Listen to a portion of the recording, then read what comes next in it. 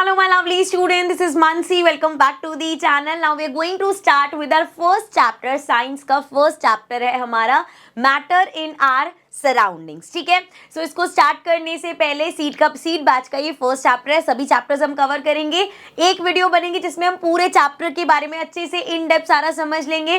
Then हम इसकी exercises की और इन बिटवीन क्वेश्चंस की वीडियोस करेंगे. ठीक है, सो अभी के लिए चैप्टर को स्टार्ट कर रहे हैं. आई मेक श्योर कि आपको ये चैप्टर इस वीडियो के बाद बहुत सिंपल, बहुत ईजी लगे.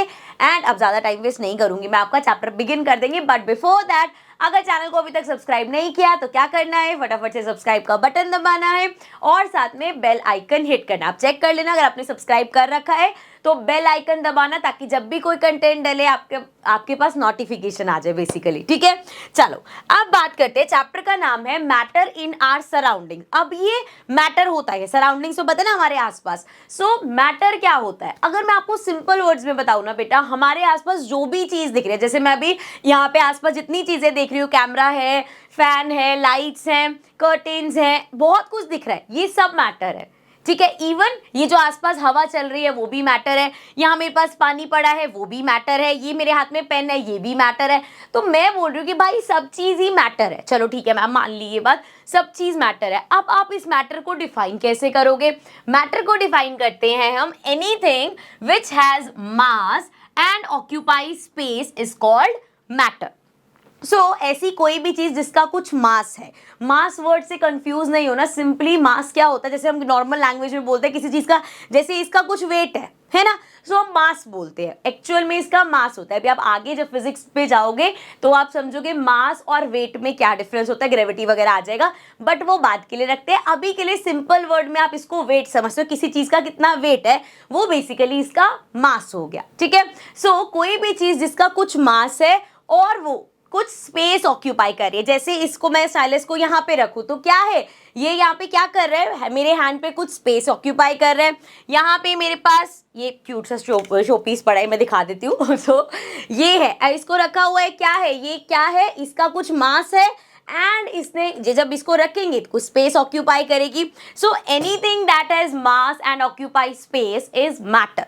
अब एक क्वेश्चन आपके दिमाग में आ सकता है, चलो मैम ये सब तो समझ में आ गया, लेकिन इस डेफिनेशन से हम ये कैसे कह सकते हैं कि मैम एयर का कुछ मास होता है या वो स्पेस ऑक्यूपाई करते, तो वो मैटर कैसे हो गया?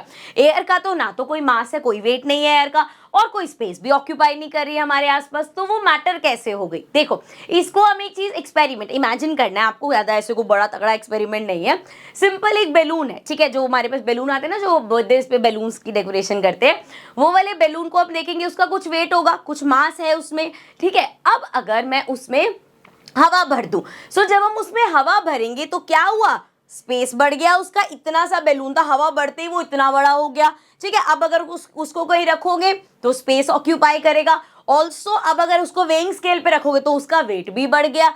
हमने देखा, हमने क्या किया, उसमें सिर्फ एयर ही तो डाली है. अब बैलून के अंदर एयर डालते अगर उसका वेट बढ़ गया तो मतलब एयर का कुछ वेट है. इसी तरीके से अब वो बड़ा हो गया, उसको स्पेस भी चाहिए. किस वजह से हुआ ये सब? क्योंकि हमने उसमें एयर फिल करी. यहां से इस छोटे से एक्सपेरिमेंट से हम बोल सकते हैं कि एयर का भी कुछ मास होता है एंड वो भी स्पेस ऑक्यूपाई करती है. ठीक है, देयरफॉर हमारा कोई भी चीज हमारे आसपास जिसका कुछ मास है और वो स्पेस ऑक्यूपाई करता है, वो मैटर हो गई. ये हो गई हमारी इजी सी डेफिनेशन. अब हम बात करेंगे फिजिकल नेचर ऑफ मैटर. बेटा फिजिकल नेचर क्या होता है? जैसे अगर हम किसी को आते जाते देख रहे हैं, ठीक है, जिसको नहीं भी जानते, तो हम बोल सकते हैं अरे ये वो बहुत सुंदर लड़की थी, या उसका कॉम्प्लेक्शन बहुत डार्क था, उसके फीचर्स बहुत अच्छे थे.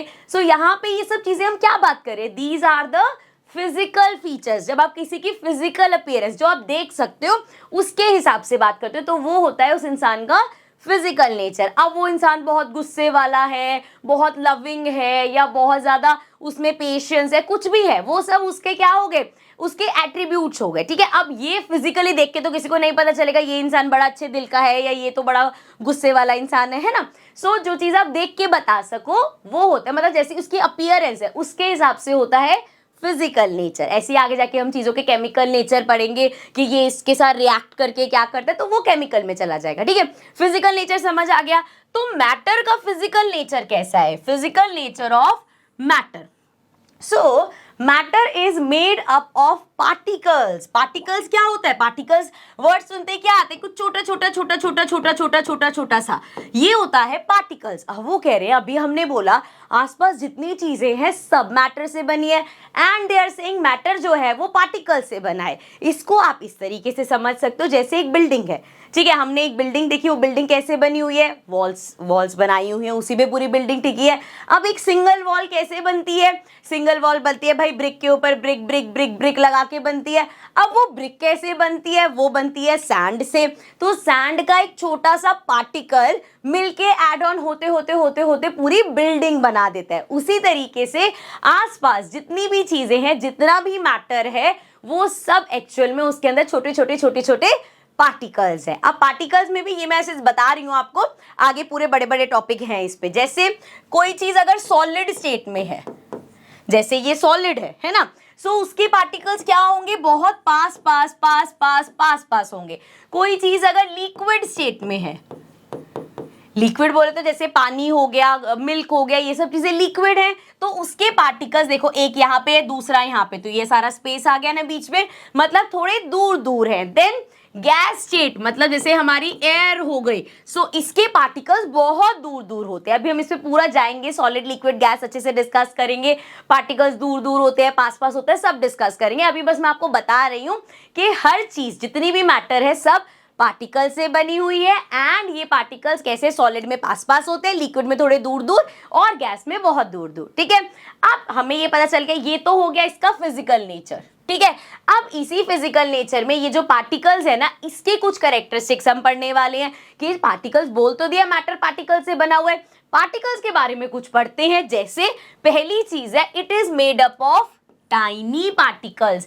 मतलब जब हम पार्टिकल्स की बात करते हैं तो वो पार्टिकल्स बहुत छोटे छोटे हैं, मतलब आप नेकेड आई से देख भी नहीं सकते, उतने छोटे छोटे पार्टिकल्स हैं। जैसे जब मैं वो बड़ा बिल्डिंग वाला एग्जांपल दिया, उसमें हमने बोला सैंड।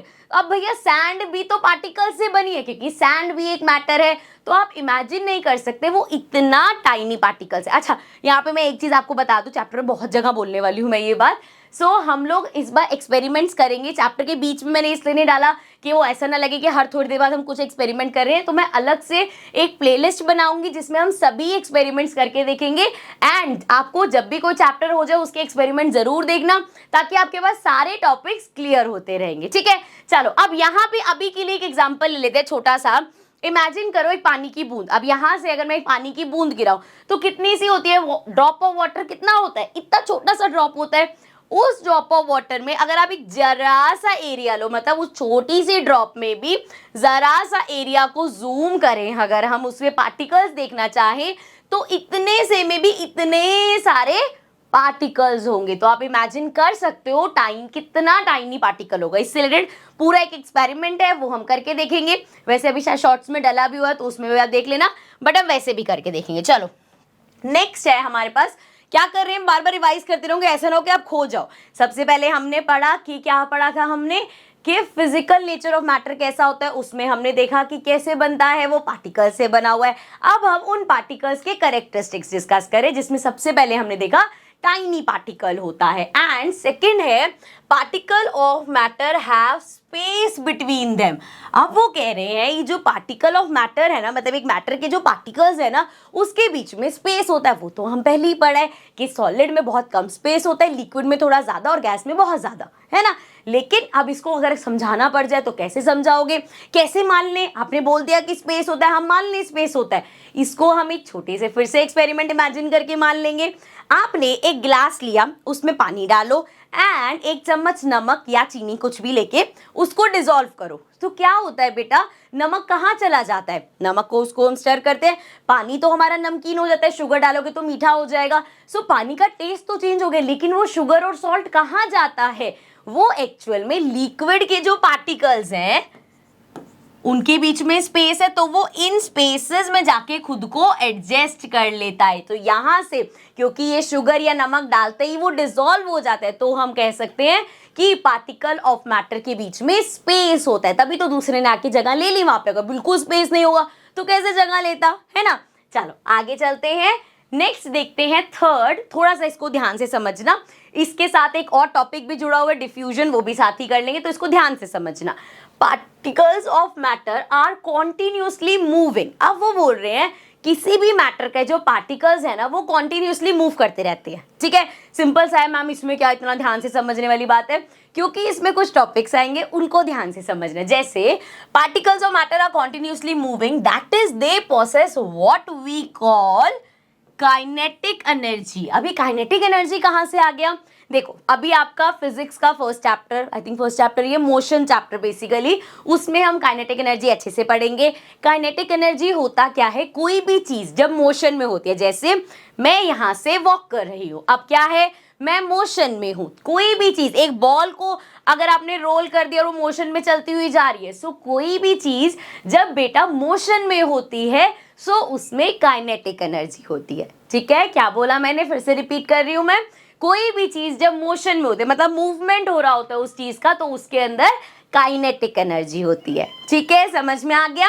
अब आगे देखो, एज द टेम्परेचर राइजेस, अब वो कह रहे किसी चीज का जब टेम्परेचर राइज होता है, टेम्परेचर राइज होने का मतलब कोई चीज गर्म हो रही है, बेसिकली गर्म होती है, जितना टेम्परेचर बढ़ता जाएगा पार्टिकल्स मूव फास्टर, पार्टिकल्स उतनी ही ज्यादा फास्टली मूव कर सकते हैं। इसका अगर मैं कंसेप्ट समझाऊं तो देखो, एक पानी ले लो, पानी क्या है हमारा, लिक्विड है। लिक्विड के पार्टिकल्स कैसे होते हैं, थोड़ा थोड़ा दूर दूर होते हैं।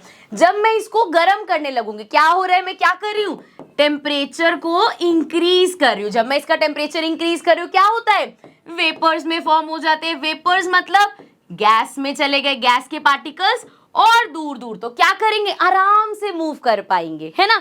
सो कंसेप्ट तो वही है, जब हम किसी चीज का टेम्परेचर बढ़ाते हैं तो वो ज्यादा फास्टली मूव कर पाता है, या हम कह सकते हैं जब हम किसी चीज का टेम्परेचर बढ़ाएंगे, मूवमेंट फास्ट हो रहा है मतलब उसकी काइनेटिक एनर्जी बन रही है। बिल्कुल सही। So we can say that with increase in temperature the kinetic energy of the particle also increases। so उसकी काइनेटिक एनर्जी जो है वो भी बढ़ जाती है। ठीक है, आगे बड़ी सारी जगह यही सारी बातें हम करने वाले, तो अच्छे से माइंड में फिट हो जाएगा।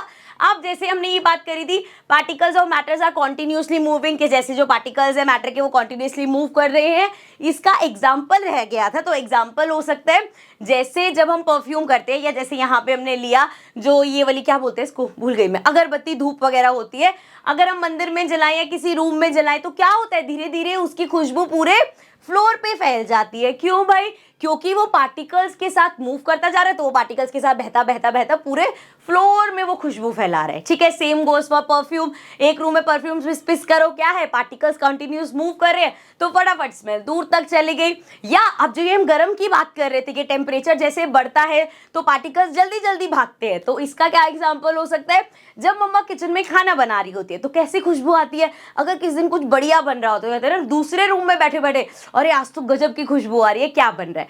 क्यों वो खुशबू आती है, क्योंकि खाना बहुत गर्म है। उसी खाने को उठा के आप फ्रिज में रख दो, अगले दिन मम्मा ने सुबह फ्रिज में से निकाला, क्या आपको दूसरे रूम में बैठे हुए आएगी खुशबू?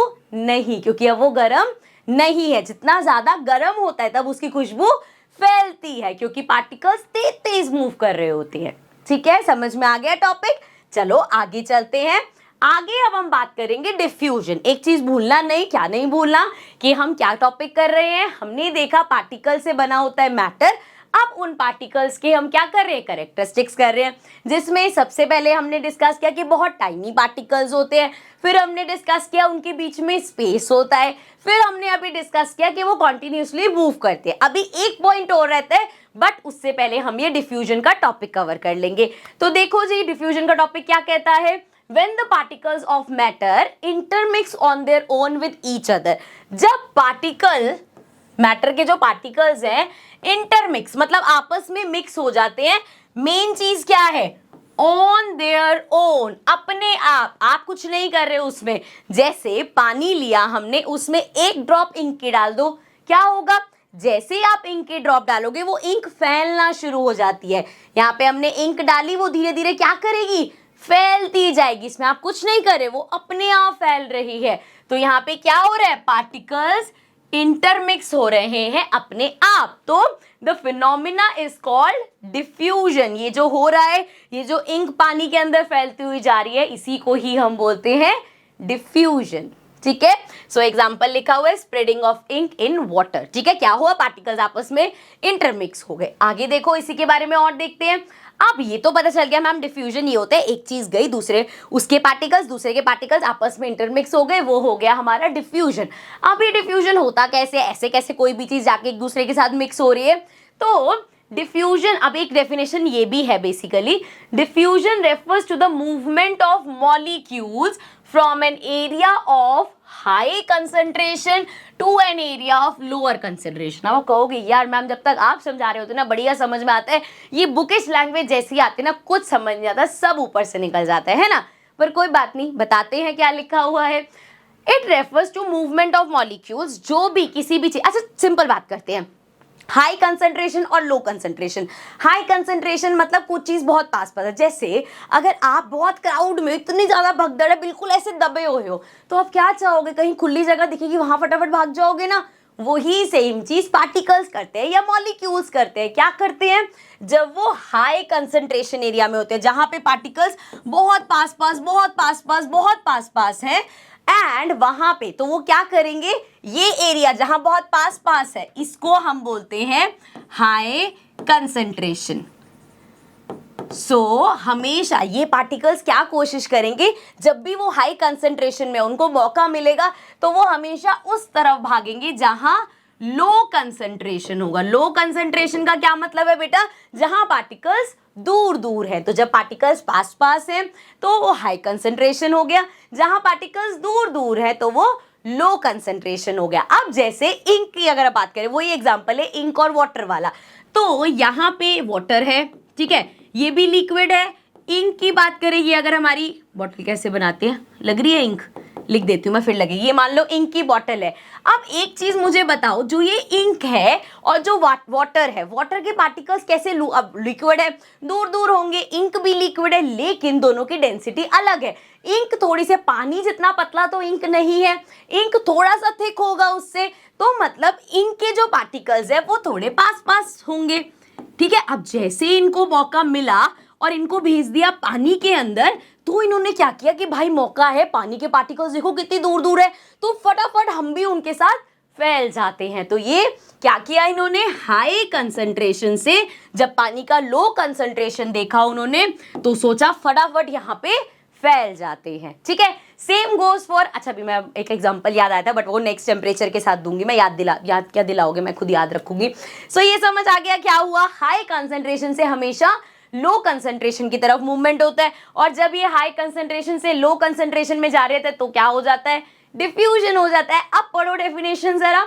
Diffusion refers to the movement of molecules from an area of high concentration, high concentration से मूवमेंट करना लो कंसंट्रेशन में, वो हमारा डिफ्यूजन होता है। बिल्कुल सही बात है, आगे डेफिनेशन समझ, आगे बढ़ जाते हैं। अब यहाँ पे अब टेम्परेचर इसके भी आ गया, यहाँ पे एक चीज और है, जो गैस होता है उसमें सबसे ज्यादा डिफ्यूजन होता है, लिक्विड में उससे कम और सॉलिड में सबसे कम। ऐसा क्यों है, क्योंकि एक बात बताओ, हम लोग पार्टिकल्स के मूवमेंट की बात कर रहे हैं। सो गैस के पार्टिकल्स कितनी दूर दूर हैं, ये तो बेचारे अगर कहीं कभी हाई कंसंट्रेशन में थोड़ा पास पास हो भी जाए तो अपने आप को फैला सकते हैं, लेकिन अगर हम सॉलिड की बात करें तो वो तो इतने पैक है, वो बेचारे कहाँ से मूव करेंगे यार, है ना। सो इसीलिए सॉलिड में डिफ्यूजन सबसे कम होता है, देन लिक्विड में, क्योंकि उसके पार्टिकल्स के पास थोड़ी थोड़ी जगह तो कम से कम होती है, गैस में सबसे ज्यादा डिफ्यूजन होता है क्योंकि उसके पार्टिकल्स बहुत दूर दूर है। ठीक है, लास्ट अब इसमें डिफ्यूजन में हम टेम्परेचर की बात कर लेते हैं। टेम्परेचर क्या रोल प्ले करती है, so the rate of diffusion increases with an increase in temperature. अब वो कह रहे हैं अगर आप टेम्परेचर बढ़ा दोगे तो डिफ्यूजन भी बढ़ जाएगा। ये कैसे मान ले, ये हम ऐसे मानेंगे कि इमेजिन करो आपने दूध पीना है, ठीक है, बॉर्नवीटा वाला दूध कौन कौन पीता है, ये चलो दूध में चीनी डाल के कौन कौन पीता है, ये तो बेसिक सा है। अगर आपने दूध लिया, फ्रिज से ठंडा ठंडा दूध निकाला, 1 चम्मच चीनी ली और उसमें मिक्स कर दी, और यही आपने दूध को गर्म किया, जब गर्म करके आप चीनी मिक्स करोगे तो क्या होगा, चीनी फटाफट मिक्स हो जाएगी। ठंडे दूध में चीनी इतनी जल्दी मिक्स नहीं होगी। इसका भी एक एक्सपेरिमेंट करेंगे। उसमें हम क्या करेंगे, गर्म पानी लेंगे, ठंडा पानी लेंगे, दोनों में फूड कलर डालेंगे एंड देखेंगे किसमें ज्यादा मिक्स, कितनी जल्दी मिक्स हुआ। सो जब चीज गर्म होती है, जैसे जब हमारा दूध गर्म होता है, चाय गर्म होती है, उसमें चीनी डालो तो फटाफट मिक्स हो जाते हैं। लेकिन अगर ठंडा दूध है उसमें अगर आप मिक्स करोगे तो बहुत टाइम लगता है, वो मिक्स नहीं होगी इतनी आसानी से। ठीक है, सो इसीलिए जब टेम्परेचर बढ़ता है तो हमारा डिफ्यूजन भी इंक्रीज होता है। Okay, so this is because when you increase the temperature the kinetic energy of the particles increases and they mix into each other quickly. So ये हमने पढ़ा था, याद है ना भाई, जब भी हमारा टेम्परेचर बढ़ता है सो हमारी काइनेटिक एनर्जी भी बढ़ जाती है। एंड यहाँ पे भी वही सेम चीज मैंने बोला था नहीं, बार बार आएगी तो आपको याद हो जाएगा।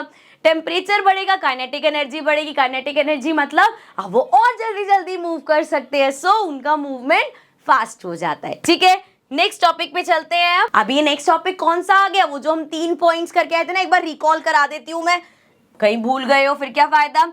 तो हमने स्टार्ट किया था फिजिकल नेचर ऑफ मैटर से, और उस फिजिकल नेचर में हमने पढ़ा कि मैटर जो होता है पार्टिकल से बनता है। फिर हम इन पार्टिकल्स के कैरेक्टरिस्टिक्स की बात करने लगे थे, जिसमें हमने पहला कैरेक्टरिस्टिक्स पढ़ा कि वो बहुत टाइनी होते हैं, पार्टिकल्स बहुत टाइनी होते हैं।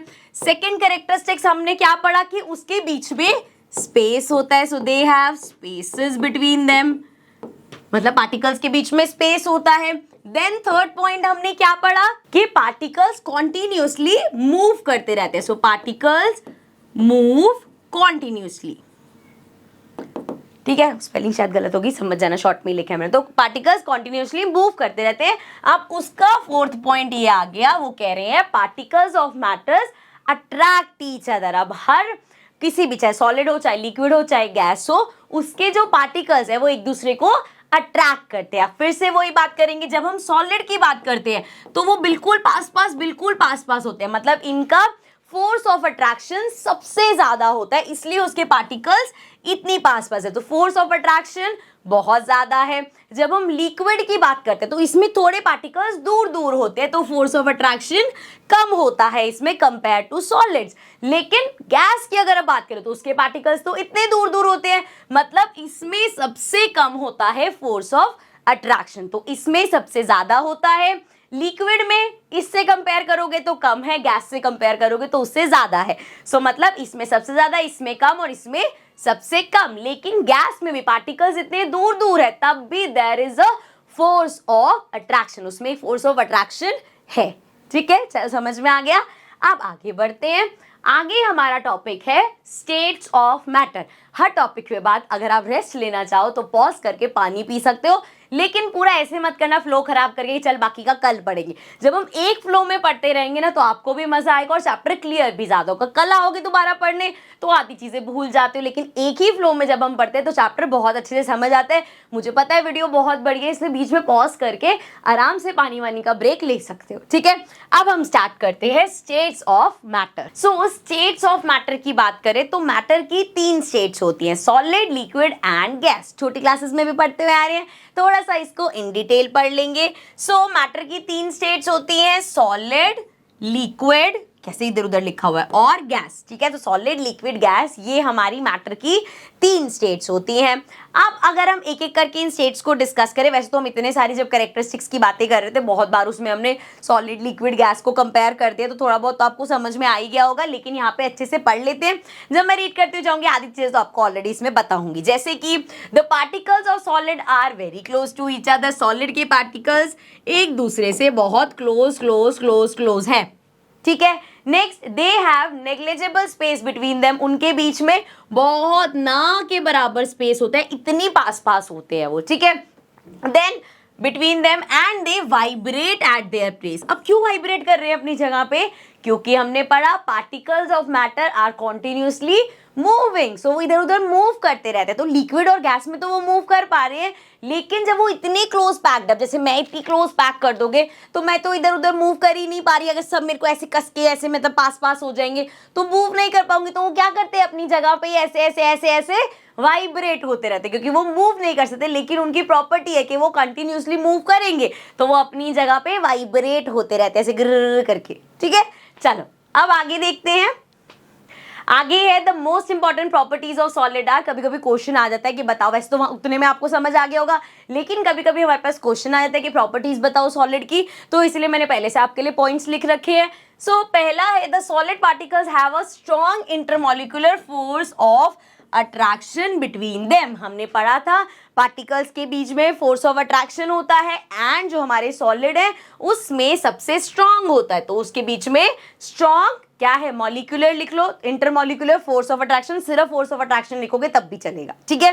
नेक्स्ट है the solid has a fixed shape and volume. अब बेटा कोई भी अगर सॉलिड चीज है, जैसे यहाँ पे मेरे पास ये रिमोट है, तो ये सॉलिड है, अब इसका जो शेप है वो फिक्स रहेगा, ऐसा तो नहीं है इसका शेप आप ऐसे ऐसे करके बदल दोगे, नहीं, ये इसका शेप फिक्स रहेगा, ठीक है। इसका वॉल्यूम फिक्स है, मतलब जितनी जगह ले रहा है उतनी ही लेगा, है ना। सो इसका क्या सेम है, शेप है फिक्स रहेगा और इसका वॉल्यूम भी फिक्स रहेगा। Then the solids have rigid structure. इनका स्ट्रक्चर रिजिड मतलब ऐसे, रिजिड को वैसे नॉर्मली रिजिड का मतलब होता है कोई चीज ऐसे आके अड़ जाना कि मैं तो ऐसे ही करूंगी, मैं तो ऐसे ही करूंगी, तो सॉलिड भी अड़ा हुआ है कि मैं तो इसी शेप में रहूंगा, ठीक है।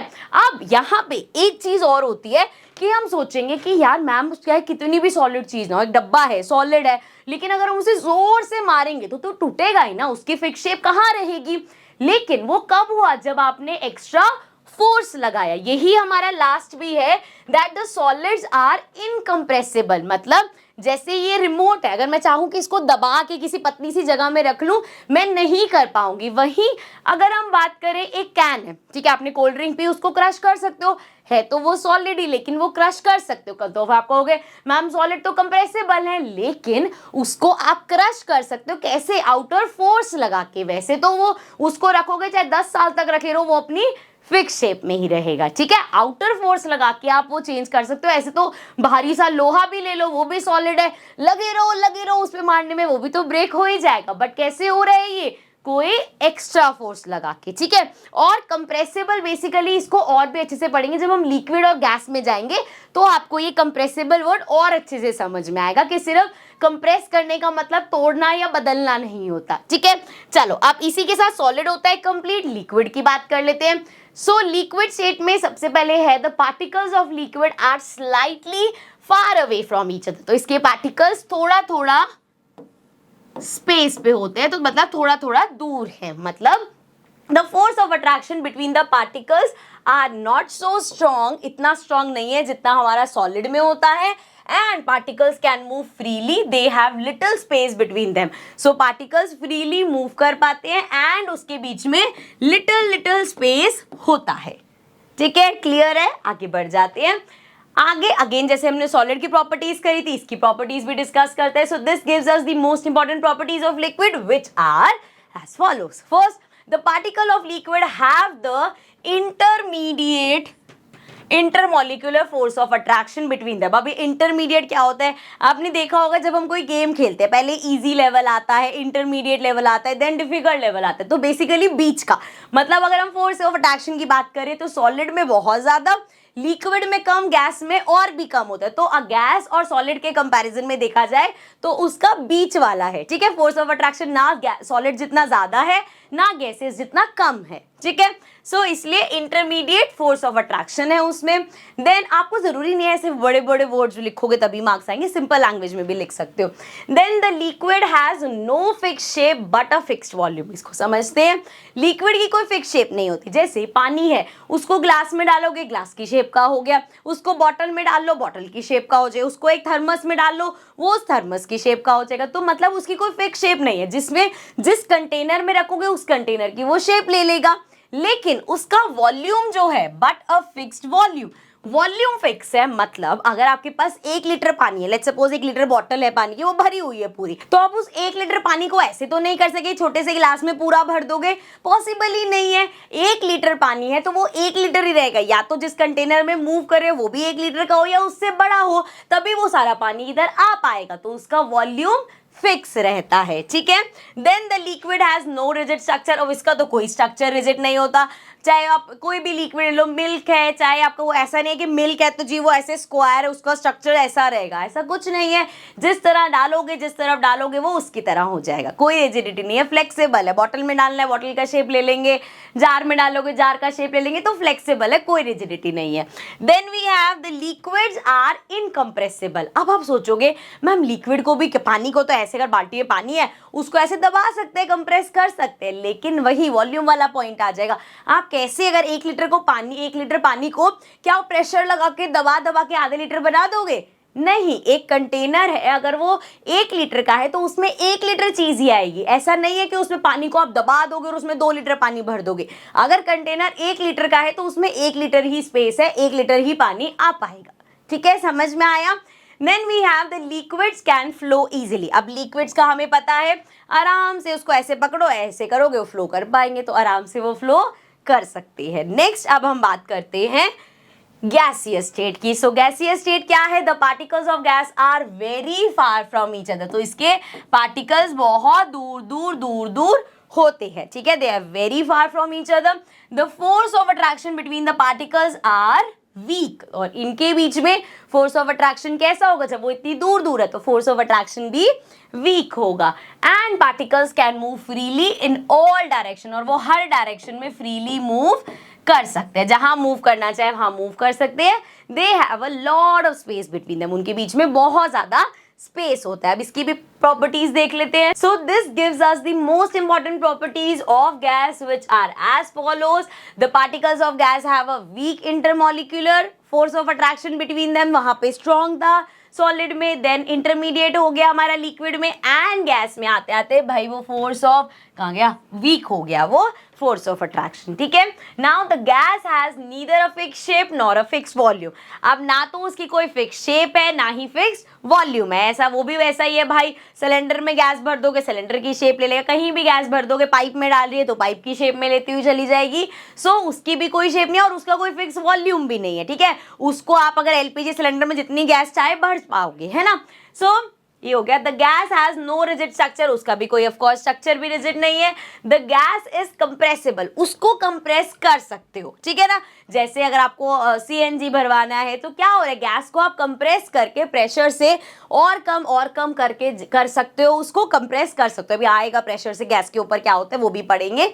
यहाँ पे बस ये समझ लो कि वो कंप्रेसिबल है। And the gases can flow easily. Again gas भी, जैसे घर में आपका सिलेंडर लगा हुआ है या अगर पाइपलाइन है तो गैस क्या कर रही है? फ्लो करते हुए तो हमारे तक आ रही है। तो gases can also flow easily. अब यहाँ पे हमने स्टेट्स डिस्कस कर ली। अब नेक्स्ट टॉपिक है हमारा can matter change it's state. क्या मैटर अपनी स्टेट चेंज कर सकता है? स्टेट कौन सी? वही सॉलिड लिक्विड गैस। तो क्या वो अपनी स्टेट चेंज कर सकता है? सॉलिड लिक्विड बन सकता है, लिक्विड गैस बन सकता है, गैस सॉलिड बन सकता है, सॉलिड गैस बन सकता है। क्या ये सब पॉसिबल है?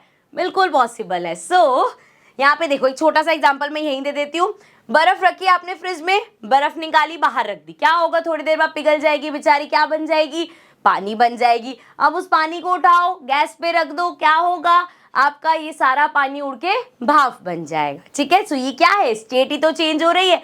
वही पानी था, अच्छा वो यही पानी तो जम के बर्फ बना था, फिर अपने आप पिघल के पानी बन गया एंड देन अगेन वो गैस में कन्वर्ट, मतलब वेपर्स में कन्वर्ट हो गया। तो ये तो पक्का है कि स्टेट चेंज कर सकते हैं मैटर। अब देखो जरा, अब एक एक करके हम डिस्कस करेंगे कैसे स्टेट चेंज होती है और उसका क्या क्या नाम है। जैसे पहला, नाम से ही पता चल रहा है हमें मेल्टिंग, और इसी का ही दूसरा नाम है फ्यूजन। सो मेल्टिंग क्या होता है बेटा? The process in which the substance changes its state from solid to liquid is called melting और फ्यूजन। सो मेल्टिंग नाम से ही पता है क्या है? बर्फ है वो मेल्ट करती है, आइसक्रीम मेल्ट करती है, जो भी चीज मेल्ट कर रही है सॉलिड फॉर्म से लिक्विड फॉर्म में आ रही है। सो सॉलिड से लिक्विड में आना, दैट इज कॉल्ड मेल्टिंग। अब मेल्टिंग वर्ड तो इजी याद रहता है, लेकिन एग्जाम में कैसा उल्टा कर सकते हैं? फ्यूजन वर्ड देती है। आप कहोगे यार ये फ्यूजन पता नहीं, ये तो पढ़ा नहीं, तो कुछ नहीं है, मेल्टिंग ही फ्यूजन है। अगर कोई चीज सॉलिड से लिक्विड में कन्वर्ट हो रही है तो फ्यूजन हो रहा है। ठीक है, नेक्स्ट हमारा वर्ड है, अच्छा इसी के बारे में, अच्छा एक एक करके थोड़ा सा डेप्थ में पढ़ते हैं, थोड़ी बस मेल्टिंग बता दी और चल पड़ेंगे। The temperature at which the solid starts converting into a liquid at atmospheric pressure is called melting point. जैसे हमने आइस क्यूब का एग्जांपल लिया, सो आइस क्यूब था, फ्रिज में से आपने ट्रे निकाली, अपनी आइस ट्रे, और बाहर रख दी। क्या ऐसा होता है जैसे ही बाहर रखी पिघल गई? ऐसा नहीं होता। आइसक्रीम आपने फ्रीजर से निकाली, आपको फ्रीजर से मिली आपके हाथ में, ऐसा तो नहीं हाथ में आती मेल्ट हो गई। क्या होता है आफ्टर अ टाइम, जब आसपास का जो टेम्परेचर है उसकी वजह से, उस एटमॉस्फेरिक प्रेशर में एक टेम्परेचर पे आने के बाद वो मेल्ट करती है। जिस टेम्परेचर पे आके मेल्टिंग स्टार्ट होती है वो हमारा होता है मेल्टिंग पॉइंट। कि भैया इतने टेम्परेचर तक ठीक है, वो अपनी जगह पे रहेगी, जैसे ही टेम्परेचर कम होना स्टार्ट हुआ वो चीज मेल्ट होनी स्टार्ट हो जाएगी। ठीक है, यही आइस के साथ है, यही आइसक्रीम के साथ है, यही किसी भी ऐसी चीज के साथ है जो मेल्ट होती है। ठीक है, चलो नेक्स्ट अब देखते हैं।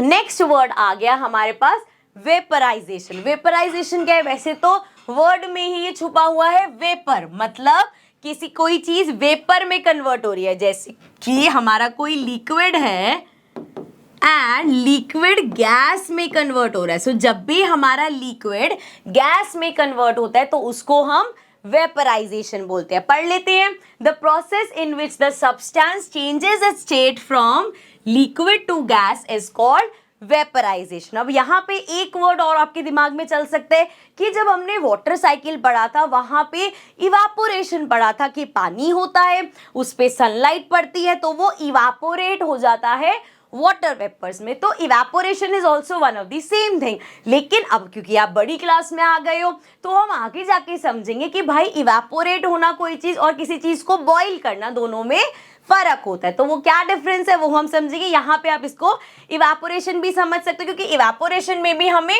लिक्विड से गैस में होता है। तो जब भी कोई स्टेट चेंज हो रही है, लिक्विड स्टेट से गैस स्टेट में जा रहा है, तो वो इवेपोरेशन या वेपराइजेशन दोनों वर्ड्स यूज हो सकते हैं। अगेन इसमें भी the temperature at which the liquid starts converted into a gas at atmospheric pressure is called the boiling point. For example, the formation of steam.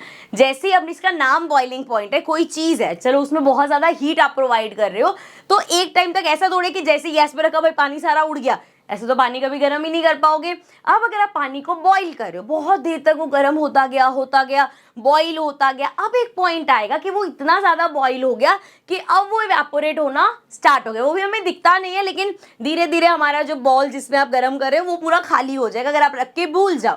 So again एक point आता है, एक temperature आता है जिसके बाद वो इवेपोरेट होना स्टार्ट हो जाता है। उस पॉइंट को बोलते हैं बॉइलिंग पॉइंट। जैसे बॉइलिंग पॉइंट आएगा अब वो लिक्विड से गैस में कन्वर्ट होना स्टार्ट हो जाएगा। ठीक है, समझ में आ गया। चलो आगे बढ़ जाते हैं।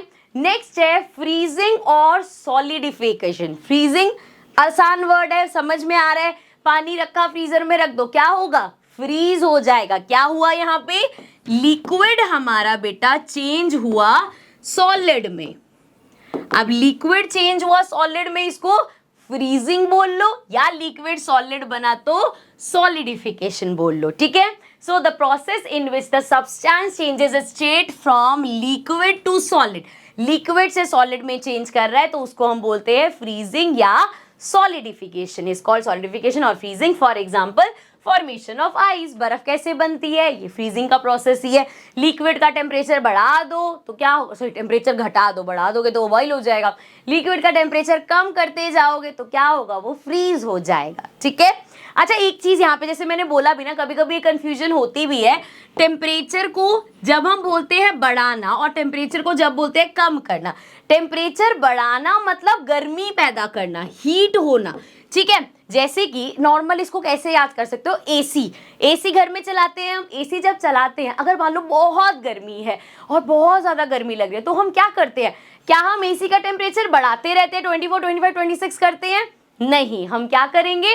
टेम्परेचर कम करेंगे। अगर 18 डिग्री पे ले आओगे तो बहुत ठंडी हवा आएगी एसी में से, तो जितना टेम्परेचर कम कर रहे हो मतलब ठंड ज्यादा है। यही अगर बहुत ठंड लग रही है, बहुत देर हो गई एसी चलते हुए, तो हम क्या बोलते हैं? इसका टेम्परेचर बढ़ाओ भाई, ठंड लग रही है। सो हम क्या करेंगे? 18 से 19, 20, 23, 25, 26 पे ले जाएंगे एसी को, तो अब वो क्या करेगा?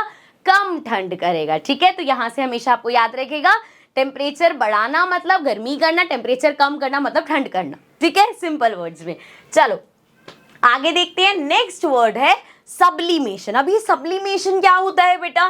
The process in which the substance changes its state from solid to gas. अब कोई सब्सटेंस सॉलिड फॉर्म में था, सीधा गैस में कन्वर्ट हो गया। यूजुअली हम क्या देखते हैं, जैसे बर्फ है, पहले वो बर्फ पिघली, देन वो पानी बनी, देन जाके वो कभी इवेपोरेट होके गैस में, वाटर वेपर्स में बनी। लेकिन यहाँ पे वो कह रहे हैं डायरेक्ट सॉलिड से गैस हो गया। सो ये पहली बात तो आपको कि मैम ऐसा तो होता ही नहीं, हमेशा सॉलिड से पहले लिक्विड में आएगा फिर गैस में जाएगा, लेकिन सॉलिड से गैस भी होता है। इसके कुछ एग्जांपल्स देख लेते हैं। आप लोगों में से कितने लोगों ने ड्राई आइस देखी है? आजकल क्या होता है, हम लोग इतना ज़्यादा स्विगी वगैरह ऑनलाइन वगैरह चीज़ें ऑर्डर करते रहते हैं, तो अगर आप ऑनलाइन शेक्स मंगवा रहे हो या आइसक्रीम्स मंगवा रहे हो तो वो पैकेज में ड्राई आइस भेजते हैं। ड्राई आइस बेसिकली क्या करता है, वो मैं यहाँ पे फोटो भी इंसर्ट कर दूंगी, ये भी वैसे ड्राई आइस ही है बट ये थोड़ी ऐसे समझ नहीं आ रही होगी, यहाँ पे मैं फोटो डाल देती हूँ, आपको दिख रहा होगा। ये होती है इस तरीके की होती है ड्राई आइस। क्या दिखते हैं, वो ड्राई आइस होती है, उसमें से धुएं निकलते रहते हैं, ठीक है, तो दैट इज ड्राई आइस। अब वो सॉलिड फॉर्म से सीधा उसमें से धुएं निकल रहे हैं, लिक्विड में कन्वर्ट नहीं होगा, वो उसको छोड़ दोगे अगर आप खुला तो थोड़ी देर में उड़ जाएगा सारा, वो सारा खत्म हो जाएगा। इसी तरह नैप्थलीन बॉल्स होती है, अगेन फोटो डाल देती हूँ मैं। नैप्थलीन बॉल्स आपने देखा होगा वॉशरूम में वहां रख देते हैं, या अपने जो वॉश बेसिन होते हैं उसमें रख देते हैं, स्कूल्स में रखे जाते हैं, घर में भी अच्छी फ्रेग्रेंस वगैरह के लिए हम उसको ऐड कर देते हैं। अब वो भी क्या होता है, सॉलिड फॉर्म में होता है, धीरे धीरे धीरे धीरे वो साइज कम होता रहता है, और साइज कम होता रह रहा है मतलब क्या हो रहा है, कोई लिक्विड फॉर्म नहीं हो रहा, डायरेक्ट सॉलिड से कैसे जा रही है, वो गैस फॉर्म में जा रही है। लास्ट एग्जांपल हो सकता है कैम्फोर का। ये तो घर में सबने कपूर देखी होगी। अब जब हम पूजा में कपूर देखते हैं तब तो अलग चीज है, हम कपूर को जलाते हैं, तब भी देखो वो जलने के बाद क्या होता है, कपूर डायरेक्ट हमारा क्या बन जाता है, गैस में चेंज हो जाएगा। बट यहाँ पे मैं ये नहीं समझाने वाली कि बर्न करोगे तो वो गैस में चेंज हो गया। अगर आप कपूर को डिब्बी में पैक करके रखते हो, अगर आप उसे खुला छोड़ दोगे ना बेटा, 1-2 दिन में वो उड़ जाएगा पूरा, क्योंकि कपूर भी हमारा सब्लिमेशन करता है, सॉलिड से डायरेक्ट वो लिक्विड में चेंज नहीं होता, सॉलिड से डायरेक्ट गैस में चेंज हो जाता है, ठीक है। सो ये कुछ एग्जांपल्स है हमारे सब्लिमेशन के, जिसमें हमारा स्टेट क्या चेंज हो रहा है, सॉलिड से गैस स्टेट में आ रहा है, ठीक है। यहाँ पे एग्जांपल में लिख रखा है सब्लिमेशन ऑफ ड्राई आइस, जो मैंने सबसे पहले एग्जांपल दिया। नेक्स्ट बात कर लेते हैं, नेक्स्ट है हमारे पास कंडेंसेशन। सबसे पहले कंडेंसेशन वर्ड हमने कहाँ सुना था, जब हम लोगों ने वाटर साइकिल की, कैसी पेंसिल पकड़ ली मैंने, 1 मिनट, जब हमने वाटर साइकिल पढ़ा था, याद है छोटी क्लासेस में वाटर साइकिल स्टार्ट हुआ था हमारा। थोड़ा सा कलर चेंज कर लेते हैं, रेड कलर कहाँ गया। वाटर साइकिल में हमने क्या पढ़ा था कि ये हमारी सनलाइट है, ठीक है, मैं बचपन वाली चीज आपको याद दिला रही हूँ। ये सनलाइट पड़ी, यहाँ पे हमारी रिवर है, ठीक है, ये सनलाइट पड़ी यहाँ पे। अब यहाँ रिवर क्या हुआ, वाटर वेपर्स बनने लगे, इवेपोरेट होने लगे, और इस इवेपोरेशन वर्ड भी हमने वाटर साइकिल में पढ़ा था, हमारी क्या बने, बादल बन गए। अब ये बादल जब बारिश के फॉर्म में गिरते हैं सो हमारा कंडेंसेशन होता है। पहली बार ये कंडेंसेशन वर्ड हमने सीखा था जब हमने वाटर साइकिल किया था, जो शायद 6th-7th में हमने पढ़ा था, ठीक है। तो वाटर साइकिल में हमने कंडेंसेशन किया था। कहाँ कंडेंसेशन होता है, जब क्लाउड्स बारिश करते हैं। मतलब क्लाउड्स हमारे किस फॉर्म में है बेटा, क्लाउड्स बेसिकली किससे बने हैं, वाटर वेपर से बनी है, तो ये गैस की फॉर्म में है। एंड बारिश कैसी होती है, लिक्विड। यहाँ पे क्या हो रहा है, गैस से लिक्विड में कन्वर्ट हो रहे हैं। So the process in which the substance changes state from gas to liquid. Gas से जब लिक्विड में कोई चीज चेंज होती है तो उसको हम बोलते हैं कंडेंसेशन। अब एक एग्जाम्पल तो ये है ही वाटर साइकिल वाला। इसके अलावा कंडेंसेशन का एक एग्जाम्पल हो सकता है, ठंडी ठंडी फ्रिज में से पानी की बोतल, कोल्ड ड्रिंक की बोतल निकाल के बाहर रखो, थोड़ी देर बाद आप देखोगे उस पे छोटे छोटे वाटर ड्रॉपलेट्स आ जाते हैं, है ना। या ठंडा पानी लो, बर्फ वाला अगर पानी है, स्टील के गिलास में डाल दो, स्टील के गिलास में सबसे अच्छा दिखता है इसलिए बोल रही हूँ, स्टील के गिलास में डाल दो। थोड़ी देर बाद क्या होगा, अगर आपने उसको ऐसे ठंडे पानी को रख दिया, ठंडा जो भी कोल्ड ड्रिंक वगैरह रख दी उसमें, थोड़ी देर बाद उसके बाहर छोटे छोटे से पानी के ड्रॉपलेट्स आ जाएंगे। अब वो कहाँ से आया, जैसे कोल्ड ड्रिंक है, पानी तो आप कह दोगे मैम अंदर से पानी बाहर आ गया होगा, बाहर नहीं आता वैसे तो, पर वो ड्रॉपलेट्स कहाँ से आए, अब मैं बताती हूँ वो क्या होता है। देखो एयर में क्या है, वाटर वेपर्स प्रेजेंट ही है, ऑफ कोर्स हमें दिख नहीं रहे, फील नहीं हो रहे, लेकिन वो फील भी होते हैं जब हमें कभी कभी होता है ना बड़ा चिपचिप वाला मौसम होता है, तो वो क्या होता है, ह्यूमिडिटी होता है, तब हमें वाटर वेपर्स फील हो रहे थे, इसलिए इतना चिपचिप वाला मौसम लगता है। आसपास इस एयर में हमारे पास गैस स्टेट में है, वाटर वेपर्स हैं। जब वहां पे हम कोई ठंडी चीज निकाल के बाहर रखते हैं, अब उसका टेम्परेचर बहुत ठंडा है, उसके आसपास जितने वाटर वेपर्स है ना वो जैसे उस ठंडे टेम्परेचर पे जाके कांटेक्ट में आते हैं तो वो गैस से लिक्विड में चेंज हो जाते हैं, गैस से लिक्विड में चेंज हो जाते हैं। तो उसको वो जैसे ओस जमना या बाहर जो वाटर वेपर्स का मैं एग्जांपल दे रही हूँ वो सब हमारा होता है कंडेंसेशन। सब में क्या हो रहा है, गैस से लिक्विड, गैस स्टेट से लिक्विड स्टेट में जब चीज कन्वर्ट होती है तो वो कंडेंसेशन होता है। ठीक है, समझ में आ गया। चलो अच्छा एग्जांपल्स पढ़ लेते हैं। The formation of water droplets on the cold surface, एक ठंडे सरफेस पे वाटर ड्रॉपलेट्स का बनना कंडेंसेशन होता है। ठीक है, चलो आगे बढ़ जाते हैं। आगे है डिपोजिशन। अब डिपोजिशन क्या होता है ये हमने ना देखा कम होगा, क्योंकि अगर कोई ऐसी जगह इमेजिन करो ना जैसे कश्मीर हो गया, कनाडा हो गया, जहां बहुत ज्यादा ठंड पड़ती है, तो वहां पे क्या होता है, वहां पे जैसे अच्छा पहले यहाँ पे आ जाता हूँ, इंडिया पे आ जाओ। आप लोगों ने जो देख रखा होगा कभी रात को मान लो बहुत ठंड वाली रात है तो सुबह सुबह क्या होता है, घास गीली हो रखी होती है या पत्तों के ऊपर ओस जमी हुई होती है। अब यहाँ पे इतनी ठंड नहीं पड़ती कि वहां बर्फ जम जाए, लेकिन जिन एरियाज में बहुत ज्यादा ठंड होती है जैसे कनाडा, कश्मीर वगैरह ऐसी जगहें, तो वहां पे लीव्स पे ये ऐसे छोटे छोटे से आपको बर्फ के क्रिस्टल से नजर आते हैं। ये क्या होता है, आसपास के जो वाटर वेपर्स है, मतलब जो गैस स्टेट में है, वो डायरेक्ट लीफ के कांटेक्ट में आती है, वहां बर्फ जम जाती है। सो क्या हो रहा है बेटा, गैस से सॉलिड बन रहा है। जब डायरेक्ट गैस से सॉलिड बनता है, the process in which the substance changes its state from gas to solid is called as deposition. उसको हम डिपोजिशन बोलते हैं। So for example the formation of frost on the leave, जो यहाँ image डली और जो मैं आपको बता रही थी, डायरेक्ट गैस जो हमारे वाटर वेपर्स इसके आसपास एयर हो गई वो आके यहाँ पे जम गई। सो गैस टू सॉलिड, ये हो गया डिपोजिशन। ठीक है, सो ये सब वर्ड्स थे। एक बार रिवाइज कर लें क्या, एक बार फटाफट से रिवाइज कर लेते हैं। इसको साइड करते हैं क्योंकि ऐसे इतने लंबे लंबे सेशन है भाई, भूल गए तो। सो हमने देखा जब कोई चीज सॉलिड से बेटा लिक्विड होती है, जब कोई चीज सॉलिड से लिक्विड होती है, सॉलिड से लिक्विड क्या हो रहा है, चीज मेल्ट हो रही है, तो उसको हम बोलते हैं मेल्टिंग या फ्यूजन। ठीक है, इसके बाद हमने और क्या देखा, जब कोई चीज लिक्विड से गैस बन रही है, जब लिक्विड से गैस में चेंज हो रही है, सो उसको हम कह सकते हैं इवापोरेशन और वेपराइजेशन। अरे ठीक है, उसके बाद हमने देखा, ये तो सिंपल हो गया, सॉलिड से लिक्विड, लिक्विड से गैस। फिर हमने देखा कोई चीज अगर सॉलिड से बेटा गैस में चेंज हो रही है, अगर कोई चीज सॉलिड से डायरेक्ट गैस में चेंज हो रही है तो वो होता है सब्लिमेशन, उसको हम बोलते हैं सब्लिमेशन। देन हमने देखा अगर कोई चीज गैस से डायरेक्ट सॉलिड हो रही है, जो अभी लास्ट हम देख के आए हैं, गैस से डायरेक्ट सॉलिड हो रही है तो वो क्या होता है, डिपोजिशन।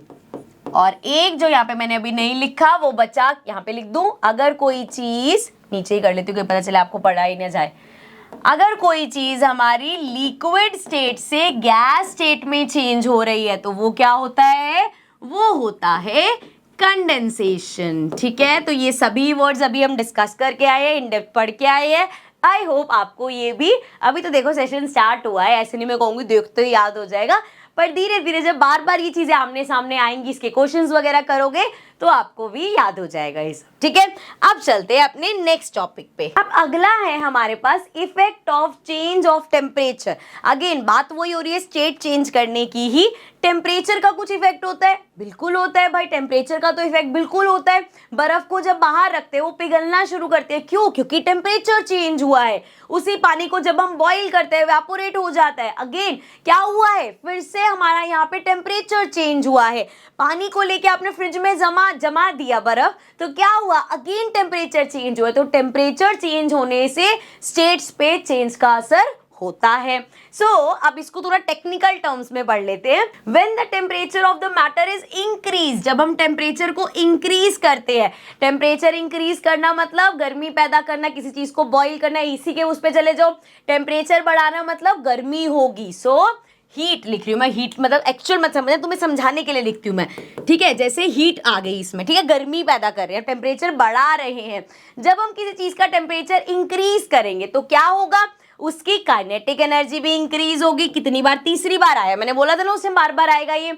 जब टेम्परेचर, हमने यही लिख दूं, टेम्परेचर इंक्रीज किया, काइनेटिक एनर्जी भी इंक्रीज होगी। काइनेटिक एनर्जी क्या होता है? याद करो, किसी चीज में अगर मोशन है, मूवमेंट है, तो वो काइनेटिक एनर्जी। अब काइनेटिक एनर्जी ज्यादा है तो चीज ज्यादा फास्ट मूव करेगी। So due to increase in kinetic energy the particles of matter start moving with greater speed. So particles of matter की स्पीड बढ़ जाएगी। ठीक है, तो टेम्परेचर इंक्रीज मतलब काइनेटिक एनर्जी इंक्रीज मतलब मूवमेंट जो है हमारे पार्टिकल्स का वो भी इंक्रीज हो जाएगा। ठीक है, सो इसी तरीके से इसी का ही ऑपोजिट, जब हम टेम्परेचर डिक्रीज कर देंगे, so when the temperature of the matter is decrease, temperature कम कर दिया आपने, मतलब उसमें क्या करें, जब टेम्परेचर कम होता है क्या होता है? ठंडा कर दिया। जैसे आपने पानी लिया, उसको फ्रिज में रख दिया, तो क्या कर दिया? उसका टेम्परेचर कम कर दिया, ठंडा कर रहे हैं उसको अब हम। सो जब हम टेम्परेचर डिक्रीज करते हैं तो काइनेटिक एनर्जी भी डिक्रीज होगी। याद रखना है भाई, ये जो टेम्परेचर है और ये जो हमारी काइनेटिक एनर्जी है ये आपस में क्या है? डायरेक्टली प्रोपोर्शनल है। डायरेक्टली प्रोपोर्शनल मतलब एक चीज बढ़ेगी दूसरी भी बढ़ेगी, एक चीज कम होगी तो दूसरी भी कम होगी। ठीक है, सो टेम्परेचर डिक्रीज किया, काइनेटिक एनर्जी डिक्रीज हो गया। काइनेटिक एनर्जी क्या होता है? किसी का मूवमेंट। अब अगर वो कम हो गया तो मूवमेंट भी स्लो हो जाएगा। सो due to the decrease in kinetic energy the particles of matter start coming closer and develop stronger intermolecular vibration, hence the particle restrict their motion। तो उनका मोशन रिस्ट्रिक्ट हो जाता है। अब जैसे आराम से इधर उधर फैल रहे हैं, इधर उधर घूम रहे हैं, तब तक तो बहुत दूर दूर है। जैसे ही उनका मोशन धीरे धीरे कम हुआ तो उनका क्या होगा? फोर्स ऑफ अट्रैक्शन बढ़ता जाएगा और वो पास पास आने लग जाएगी। इसलिए इमेजिन करो, पानी था, लिक्विड स्टेट में था, आपने उसका टेम्परेचर बढ़ा दिया, उसको फ्रीजर में रख दिया, क्या हुआ?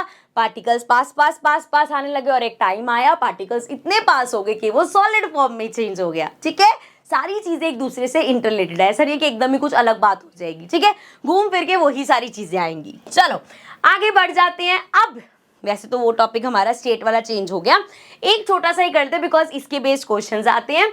सो जब हम टेम्परेचर, इतनी बार हम टेम्परेचर कर रहे हैं, यूजली हम हमेशा टेम्परेचर सुनते हैं डिग्री सेल्सियस में, है ना। आप थर्मामीटर देखते हो डिग्री सेल्सियस में देखते हो, या बाहर की बात करें तो डिग्री फ़ारेनहाइट में होता है। तो सेल्सियस और फ़ारेनहाइट अलग बात होगी, यूनिट की बात होगी। अब यहाँ पे एक होता है टेम्परेचर केल्विन में और एक होता है सेल्सियस में। अब आपके पास बुक में क्वेश्चन आएंगे कि आपको केल्विन में दे दिया, उसको सेल्सियस में कन्वर्ट करो, सेल्सियस में दे दिया, उसको केल्विन में कन्वर्ट करो। इनके बीच में कितने का डिफरेंस होता है?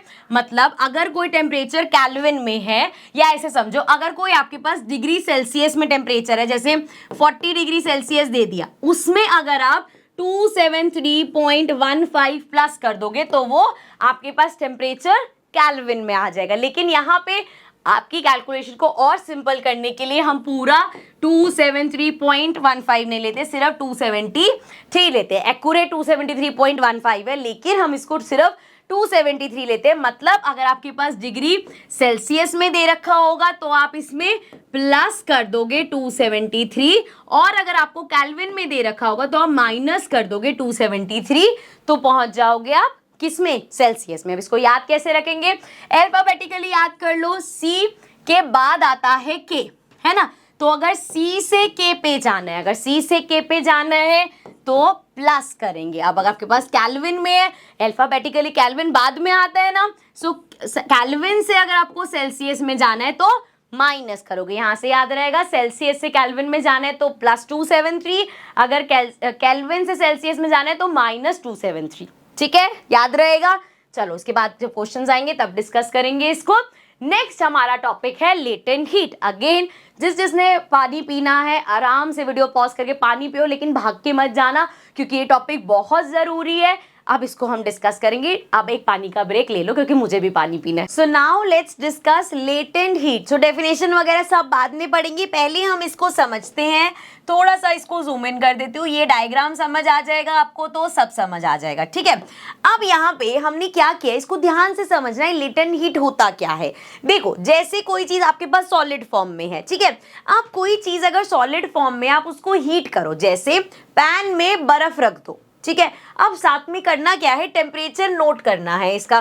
तो आपने पैन में बर्फ रखी, क्या होगा जब आप हीट प्रोवाइड करोगे तो क्या होगा, धीरे धीरे वो बर्फ पिघलने लगेगी, है ना। अब वो पिघल रही है, टेम्परेचर क्या होगा, टेम्परेचर बढ़ता रहेगा, बढ़ेगा ना भाई। अगर वो -7 है तो वो -7 से -6 -5 0 ऐसे करके 1 2 3 बढ़ता जाएगा उसका टेम्परेचर।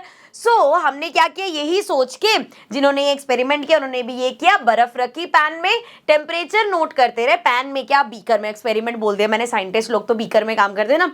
तो बीकर में उन्होंने बर्फ के क्यूब्स लिए, उसका टेम्परेचर नोट करने के लिए उसमें थर्मामीटर डाल दिया एंड उसको हीट करना स्टार्ट कर दिया। अब उन्होंने देखा जैसे ही उन्होंने हीट करना स्टार्ट किया तो टेम्परेचर अरे कलर कैसा चेंज हो गया, रुको ये कलर लेते हैं। तो क्या हुआ, टेम्परेचर बढ़ता गया बढ़ता गया बढ़ता गया बढ़ता गया। फिर एक पॉइंट पे आके अभी भी वो उसको हीट कर रहे हैं, अभी भी आप उसको गर्म कर रहे हो लेकिन टेम्परेचर नहीं बढ़ रहा। तो पहले उनको लगा थर्मामीटर खराब हो गया होगा, 1 बार 2 बार 3 बार 4 बार। अब वो कहने जितने थर्मामीटर लगा रहे हैं हम, हर बार यही हो रहा है, एक टेम्परेचर पे आके टेम्परेचर बढ़ता ही नहीं है। लेकिन ये जो बर्फ है ये पिघलनी शुरू हो गई। अब कुछ टाइम तक उन्होंने देखा यहाँ पे अभी भी हीट जा रही है, हीट जा रही है, लेकिन इतने टाइम तक टेम्परेचर उतना ही है। लेकिन हो क्या रहा है, ये बर्फ पिघल रही है, लिक्विड बन रही है। अब जब वो पूरी लिक्विड बन गई यहाँ पे, फिर से अभी भी हीट वो कंटिन्यूसली नीचे से दे रहे हैं, फिर से टेम्परेचर बढ़ने लगा बढ़ने लगा बढ़ने लगा बढ़ने लगा बढ़ने लगा। फिर एक पॉइंट पे आया, टेम्परेचर फिक्स हो गया।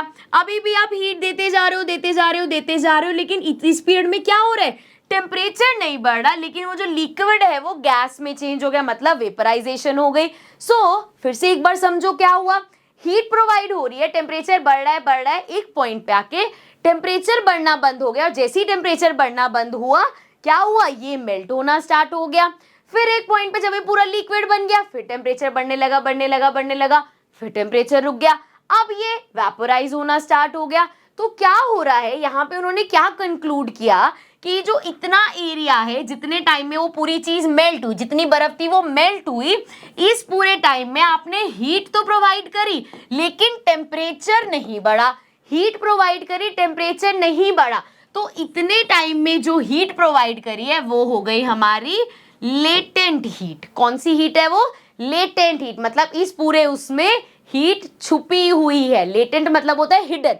सो ये हो गई हिडन हीट। सेम यही चीज यहाँ पे हुई, टेम्परेचर हीट आ रहा है, टेम्परेचर बढ़ रहा है बढ़ रहा है बढ़ रहा है, फिर से इतने एरिया में हमारा टेम्परेचर नहीं बढ़ा, जिस एरिया में जितने पार्ट में वेपराइजेशन का प्रोसेस हुआ। सो अगेन यहाँ पे इसमें लेटेंट हीट है। अब यहाँ पे 2 लेटेंट हीट आई है, इसमें हमारी एक होती है लेटेंट हीट ऑफ फ्यूजन, मतलब जो यहाँ पे फ्यूजन के टाइम पे, मेल्टिंग के टाइम में आई है। सो लेटेंट, इसको ऐसे लिखते हैं, लेटेंट हीट ऑफ फ्यूजन। ठीक है, 2 टॉपिक एक साथ कवर करती हुई जा रही हूं मैं। लेटेंट हीट ऑफ फ्यूजन इस वाले टाइम में, and latent heat of vaporisation. So इस वाले पीरियड में जो हीट है उसको हम बोलेंगे लेटेंट हीट ऑफ वेपराइजेशन। ठीक है, अब एक्चुअल में हुआ क्या ये समझो। देखो जब वो यहाँ पे पहुंचा, इस पॉइंट पे पहुंच के उसका क्या आ गया, सॉलिड का। हमने पढ़ा था जब सॉलिड और लिक्विड की बात करी थी, एंड वहां पे हमने क्या डिस्कस किया था, मेल्टिंग पॉइंट, देन हमने डिस्कस किया था बॉइलिंग पॉइंट। सो बेसिकली क्या हुआ, सॉलिड जब यहाँ पे आया बेटा तो वो अपने मेल्टिंग पॉइंट पे आ गया। जैसे ही वो मेल्टिंग पॉइंट पे आया उसने मेल्ट करना स्टार्ट कर दिया। ठीक है, तो जितनी भी हीट मिल रही थी, वो जितनी भी इसको हीट एनर्जी मिल रही थी, ये सारी हीट एनर्जी टेम्परेचर बढ़ाने में इस्तेमाल नहीं हुई, ये हीट एनर्जी यूज हो गई कन्वर्ट करने में, सॉलिड को लिक्विड में कन्वर्ट करने में ये सारी हीट एनर्जी यूज हो गई। फिर जब वो पूरा लिक्विड हो गया, अब टेम्परेचर बढ़ना स्टार्ट हो गया। फिर जैसे ही वो अपने कौन से पॉइंट पे, बॉइलिंग पॉइंट पे आया, लिक्विड जब अपने बॉइलिंग पॉइंट पे आता है तो वो क्या करता है, वेपराइज होना स्टार्ट हो जाता है। जैसे ही वो अपने बॉइलिंग पॉइंट पे आया, अब टेम्परेचर बढ़ना बंद हो गया। अब यहाँ पे इतने हिस्से में हीट तो मिल रही है, सो अगेन फिर से ये जो हीट एनर्जी उसको मिल रही थी, इस हीट एनर्जी से उसने टेम्परेचर नहीं बढ़ाया, इस हीट एनर्जी को उसने यूज किया कन्वर्ट करने में लिक्विड को गैस में। ठीक है, आई होप ये समझ में आ गया होगा। एक बार प्लीज, अगर मैं 4-5 बार बोलूंगी ना आप लोग ही कंफ्यूज हो जाओगे, इसलिए अगर थोड़ी सी भी कंफ्यूजन है वीडियो को उतने ही सेक्शन पे पीछे करो और एक बार फिर से देखो, फ्रेशली समझोगे तो बहुत अच्छे से समझ में आ जाएगा। ठीक है, अब हमने इसको पढ़ लिया तो जरा आप डेफिनेशंस देख लो। अब क्योंकि कंसेप्ट आपको क्लियर हो गया तो डेफिनेशंस आपको बहुत अच्छे से समझ आएंगी। अगर मैं पहली डेफिनेशन पढ़ देती ना तो आप कहते मैम कुछ समझ में नहीं आ रहा। So latent heat is the amount of energy needed to change the state of substance without causing a change in temperature. So latent heat हमारी वो हीट एनर्जी है जो कि चाहिए होती है एक स्टेट को चेंज करने में, change in the state of substance, चाहे वो सॉलिड से लिक्विड में हो चाहे लिक्विड से गैस में हो। ठीक है, तो वो जो हीट एनर्जी यूज हुई वो हमारी लेटेंट हीट हो गई। एंड मेन चीज क्या है, without causing a change in temperature, उतने पीरियड ऑफ टाइम के लिए टेम्परेचर चेंज नहीं हुआ, वो हो गई हमारी लेटेंट हीट। ठीक है, आप इसी में ही वही दो चीजें जो अभी हम बात कर रहे थे, आगे क्यों चला गया ये, एक होता है टाइप ऑफ लेटेंट हीट, दो होती है हमारी। एक होता है लेटेंट हीट ऑफ फ्यूजन, मतलब मेल्टिंग के टाइम जो, मतलब जब वो मेल्टिंग पॉइंट पे आ गया उसके बाद जो उसको हीट मिली है, जितनी देर में वो सॉलिड से लिक्विड में कन्वर्ट हुआ है, वो हमारा होता है latent heat of fusion. So कैसे डिफाइन कर सकते हैं, latent heat of fusion is defined as the amount of heat energy needed to transfer 1 kilogram of a solid into a liquid. जब भी हमें कोई चीज ऐसे डिफाइन करनी होती है तो हम उसको यूनिट का नाम देते हैं कि 1 kg ऑफ सॉलिड को मेल्ट होने में जितना टाइम लगा उतना हमारा हो गया हीट एनर्जी रिक्वायर्ड। ठीक है, so needed to transform 1 kilogram of a solid into a liquid at its melting point. उसके मेल्टिंग पॉइंट पे आने के बाद जितनी हीट एनर्जी लगी है वो कन्वर्जन में लगी है, वो है हमारी heat, latent heat of fusion. इसी तरीके से latent heat of vaporization, same, latent heat of vaporization is the term for the heat that a substance absorbs when it transforms from a liquid to a gas. So liquid से जब वो अपना आ गया यहाँ पे बॉइलिंग पॉइंट पे, उस point पे आने के बाद जितनी हीट उसने इकट्ठी करी, क्या कर रहा है वो हीट इकट्ठी करके उस हीट एनर्जी को यूज कर रहा है लिक्विड से गैस में कन्वर्ट करने के लिए, वो होती है हमारी latent heat of vaporization. I hope अच्छे से समझ में आ गया होगा। चलो आगे बढ़ जाते हैं। आगे है हमारे पास effect of change of pressure. तो जैसे हमने पढ़ा था क्या इफेक्ट होता है चेंज ऑफ टेम्परेचर का, इतनी सारी चीजें पढ़ाए। अब क्या प्रेशर से आप स्टेट चेंज कर सकते हो, मतलब सॉलिड से लिक्विड, लिक्विड से गैस, या गैस से लिक्विड या गैस से सॉलिड, क्या आप स्टेट को चेंज कर सकते हो प्रेशर लगा के? तो इसको पढ़ लेते हैं, बहुत सिंपल लैंग्वेज में लिखा हुआ है। The guys have the most space between their particles and solid have the least. हमें पता है जो गैस होते हैं उसके पार्टिकल्स के बीच में सबसे ज्यादा स्पेस होता है, और जो सॉलिड होते हैं उसके पार्टिकल्स के बीच में सबसे कम स्पेस होता है बेटा। So this means solid and liquid are incompressible. जब हमने इनकी प्रॉपर्टीज पढ़ी थी तो हमने बोला था कि ये दोनों इनकम्प्रेसिबल, अब कि आप जितना भी प्रेशर लगाओ इनको कंप्रेस नहीं कर सकते। अगर कोई लिक्विड 1 लीटर है तो वो 1 लीटर ही रहेगा, उसको कंप्रेस करके आधी लीटर बॉटल में एडजस्ट नहीं कर पाओगे। ठीक है, तो they are incompressible and have the negligible effect of pressure change on their change in state. So अगर आप उस पर प्रेशर लगाते जाओगे, जैसे सॉलिड है वो ब्रेक हो जाएगा, लेकिन ऐसा नहीं कि वो लिक्विड बन जाएगा। सिमिलरली कोई लिक्विड है उस पर प्रेशर जितना मर्जी लगा लो वो कंप्रेस नहीं होगा। So when the pressure of gas is increased, the kinetic energy of the molecule is decreased and the speed of the molecule also decreases। अब क्या होता है जब यही प्रेशर आप किसी गैस पे लगाते हो, क्योंकि गैस हमारी कंप्रेसिबल है, तो जब गैस पे प्रेशर लगता है तो अब देखो वो आराम से पार्टिकल्स आराम से इधर उधर घूम रहे हैं। अब कोई फोर्स आके उनको दबाने लग जाए, पार्टिकल्स क्या होगा, एक पार्टिकल इधर था एक पार्टिकल इधर, जब इन पे धक्का लगेगा क्या होंगे, ये एक दूसरे के पास आते रहेंगे, और जब उन पे प्रेशर लगता रहेगा जो वो फ्रीली मूव कर रहे थे, क्या हुआ बेटा, उनकी काइनेटिक एनर्जी कम हो गया, वो फ्रीली मूव नहीं कर पा रहे। So the kinetic energy of the molecule is decrease and the speed of the molecule also decrease, so the molecules start coming close to each other and developing a stronger force of attraction between them। जब molecules पास आने लग जाएंगे, अच्छा वाला अपने इधर उधर freely घूम रहे थे, प्रेशर लगा पास आ गए, तो अब क्या हो रहा है, धीरे धीरे वो पास आते जा रहे हैं, और एक टाइम बाद जब वो इतने दूर वाले बहुत पास आ जाएंगे तो वो लिक्विड में चेंज हो जाएगा। ठीक है, तो दैट मीन्स प्रेशर लगाने से हम गैस की स्टेट चेंज कर सकते हैं, बट सॉलिड और लिक्विड पे इसका कोई असर नहीं होता। I hope this is clear. Next बात करते हैं इवापोरेशन की। अब आप सोचोगे यार बाकी इतने टॉपिक करे, वेपराइजेशन, सब्लिमेशन, उनको तो इतना छोटा छोटा, इवापोरेशन इतना बड़ा सा टॉपिक क्यों है? क्योंकि इवापोरेशन में बहुत सारी चीजें हैं, इसी में ही हम समझेंगे बॉइलिंग और इवापोरेशन में फर्क क्या है, सब चीजें कवर करेंगे और इवापोरेशन वाले टॉपिक में आपको बहुत मजा आने वाला है। सो स्टार्ट करते हैं। सो इवापोरेशन की बेसिक सी डेफिनेशन से स्टार्ट करते हैं। इवापोरेशन क्या होता है? जब भी हमारा लिक्विड वेपर्स में कन्वर्ट होता है, मतलब लिक्विड हमारा जब गैस में कन्वर्ट होता है उसको हम इवापोरेशन बोलते हैं। So evaporation is the process that changes liquid मतलब वाटर टू गैसियस स्टेट, मतलब वाटर वेपर्स, वाटर से वाटर वेपर्स में कन्वर्ट हो रहे हैं, मतलब लिक्विड से गैस में जो चेंज होता है वो हमारा इवापोरेशन होता है। ठीक है, चलो अब इसके बारे में कुछ चीजें पढ़ते हैं। Factors affecting evaporation. अब किसी जगह पे, अब जैसे एक बात बताओ, वैसे हम देखते हैं पानी को आपने बॉईल कर दिया तो सिंपल आप उसका टेम्परेचर क्या कर रहे हो, टेम्परेचर बढ़ा रहे हो तो वो वहां पे पानी सारा इवेपोरेट हो जाता है या वेपराइज हो जाता है। ठीक है, यहाँ पे इवेपोरेशन एक नेचुरल प्रोसेस है। जैसे यहाँ पे हम बोलते हैं वाटर साइकिल में कि सनलाइट आती है एंड वो अपने आप इवेपोरेट हो जा रहा है पानी। ठीक है, अब उसमें कोई बैठ के पानी को उबाल नहीं रहा वहां पे कि इवेपोरेशन हो। ठीक है, तो ये एक नेचुरल प्रोसेस है। तो बहुत सारे फैक्टर्स है जिसकी वजह से इवेपोरेशन होता है।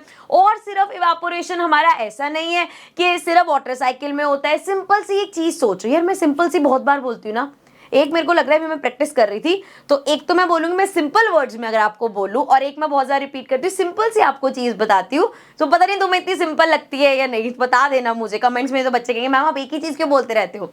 सो सिंपल सी ये बात है कि इवेपोरेशन अगर हम समझे, जैसे एक मान लो एक जगह पे पानी गिर गया आपसे, ठीक है, थोड़ा सा टेबल पे पानी गिर गया। ठीक है, अब क्या होगा अगर मान लो 2 दिन हो गए आपने उसमें कपड़ा मार ही नहीं रहे, तो धीरे धीरे आप देखोगे पानी वहां से खत्म हो जाएगा। एक दिन, मैं ये नहीं कह रही भाई अभी 1 घंटे में खत्म हो जाएगा, ऐसा होता तो कोई सफाई करता ही नहीं कि अपने आप पानी इवेपोरेट हो जाएगा। लेकिन अगर आप उस पानी में, टेबल पे पानी गिरा हुआ है, आपने 1-2 दिन तक उसमें कपड़ा मारा ही नहीं, तो क्या होगा, वो पानी सारा इवेपोरेट हो जाएगा धीरे धीरे। ठीक है, ये तो नॉर्मल सी चीज है, तो ये भी इवेपोरेशन। अब बड़े सारे फैक्टर्स है जिसकी वजह से इवेपोरेशन या तो जल्दी हो पाता है या इवेपोरेशन कम हो पाता है। ठीक है, क्या फैक्टर्स है समझ लेते हैं। पहला है सरफेस एरिया। ओके मैम कहाँ साइंस में आप फिर से मैथ्स लेके आ गए हो। सरफेस एरिया क्या मतलब है कि जैसे अगर एक पानी है, लेट्स सपोज, जैसे अभी टेबल वाला एग्जांपल रिपीट करूं, अगर आपने गिलास में पानी रखा हुआ है तो ऐसा नहीं है 2 दिन बाद देखोगे पानी सारा उड़ जाएगा, लेकिन वही थोड़ा सा पानी टेबल पे गिरा हुआ है वो उड़ जाएगा, क्योंकि जब गिलास में पानी है तो उसका इतने से सरफेस एरिया में पानी इकट्ठा हो रखा है, लेकिन टेबल पे वो फैल गया तो सरफेस एरिया बढ़ गया। इसका एक एग्जांपल हो सकता है जब बारिश होती है, जब सड़क पे पानी गिरता है, जो पानी सड़क पे गिरता है वो बहुत जल्दी इवेपोरेट हो जाता है, लेकिन वहीं अगर कोई गड्ढा है उसमें पानी भर गया, वो इवेपोरेट होने में ज्यादा टाइम लगता है। तो जितना ज्यादा सरफेस एरिया बेटा उतना जल्दी हमारा इवेपोरेशन होगा।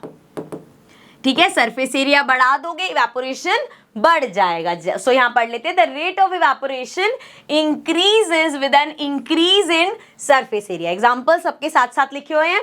The water on the road dries up quickly as compare to the water in the pothole. किसी गड्ढे में पानी पड़ा हुआ है, रोड पे पानी है, रोड वाला पानी फटाफट इवेपोरेट हो जाएगा, लेकिन गड्ढे वाले पानी को टाइम लगेगा। ठीक है, सो सरफेस एरिया ज्यादा तो इवेपोरेशन का रेट ऑफ इवेपोरेशन इंक्रीज हो जाएगा। देन टेम्परेचर, अभी तो बड़ा ही बेसिक है भाई किसी चीज का, जैसे पानी का टेम्परेचर बढ़ा दोगे, बहुत गर्मी है, मान लो कि एक जगह पे बहुत ज्यादा गर्मी है, अगर सड़क का एग्जांपल ले कि पानी सड़क पे पानी फैला हुआ था, अब पूरा दिन उस दिन बहुत ठंडा मौसम रहा, तब भी वो पानी इतनी जल्दी इवेपोरेट नहीं होगा। वहीं अगर 1 घंटे में गंदी वाली धूप, गंदी वाली गर्मी होगी तो वो पानी फटाफट इवेपोरेट हो जाएगा। सो टेम्परेचर ज्यादा, रेट ऑफ इवेपोरेशन भी ज्यादा। So the increase in temperature will increase the rate of evaporation. For example, wet clothes dry more quickly in the hot summer than in winter. ये तो मम्मी को आपने क्रिप करते हुए सुना होगा कि अरे भाई इतनी ठंड है कपड़े सूखते ही नहीं है बाहर डालते, सबके साथ होता है भाई।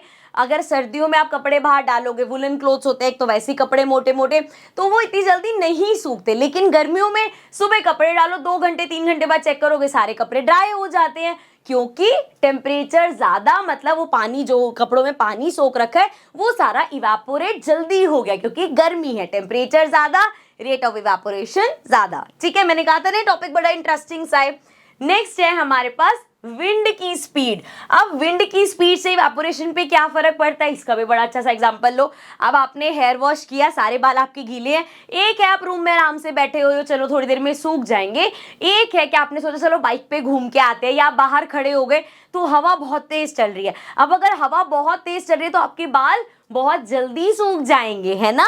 सो विंड की स्पीड ज्यादा तो रेट ऑफ इवेपोरेशन ज्यादा। So the increase in wind speed will increase the rate of evaporation. ठीक है, जितना ज्यादा विंड का स्पीड उतना ज्यादा rate of evaporation. Again wet hair dries up quickly when you blow dry it. Similarly जैसे मैं नेचुरली बोल रही थी, हवा में जाओगे, अगर आपके गीले बाल हैं, ब्लो ड्राई करोगे उसको, ड्रायर से हवा मारोगे, क्या होता है, बड़ी जल्दी वो ड्राई हो जाते हैं, क्योंकि उस पर आप क्या कर रहे हो, बहुत तेज हवा मार रहे हो। ठीक है, नेक्स्ट है हमारे पास ह्यूमिडिटी। अच्छा, अभी तक जो हमने सारे पढ़े वो यही देखा, सरफेस एरिया बढ़ा तो रेट ऑफ इवेपोरेशन बढ़ा, हमने देखा विंड की स्पीड बढ़ी तो इवेपोरेशन बढ़ा, टेम्परेचर बढ़ा तो इवेपोरेशन बढ़ा।